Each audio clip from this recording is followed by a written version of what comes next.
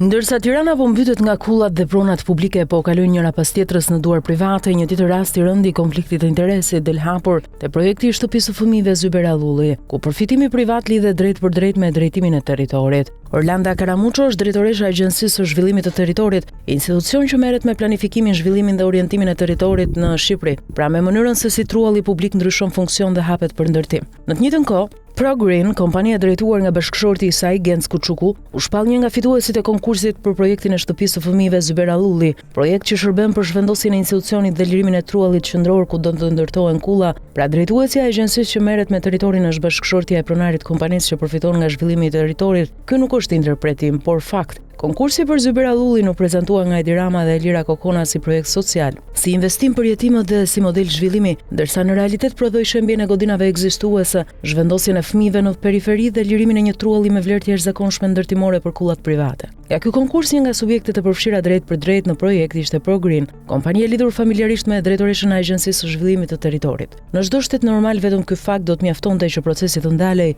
të pezullohej dhe të verifikohej. Në Shqipëri ky fakt kalon pa zhurmë, sepse pushteti mbi territorin dhe përfitimi nga territori kanë kohë që funksionojnë brenda të njëjtit rreth. Shtëpia e fëmijëve u përdor si mbulesë. U tha se fëmijët do të kenë kushte të mira ndërsa trulli ku ndodhet sot institucioni u fut në proces ndërtimi. Godina e re në periferi shërben për të justifikuar një operacion ku përfitimi real nuk është institucioni social por toka që lirohet. Ky rast tregon qartë se si sot në Shqipëri lejet, konkurset dhe zhvillimi i territorit nuk ndahen nga lidhjet familjare, por kalojnë përmes tyre ndërsa shteti sillet sikur nuk sheh asgjë. Pamfleti nuk thotë se qytetarëve u duhet hequr e drejta për të punuar, por fakti që drejtoresha e Agjencisë së Zhvillimit të Territorit është bashkëshortja e pronarit të një kompanie fituese në zhvillimin e një trulli publik, përbën konflikt të hapur interesi dhe cënon çdo parim të administrimit të territorit. Zyber Allulli nuk është përjashtim, por shembulli më i qartë se si po funksionon sot ndarja e territorit në Tiranë. Vion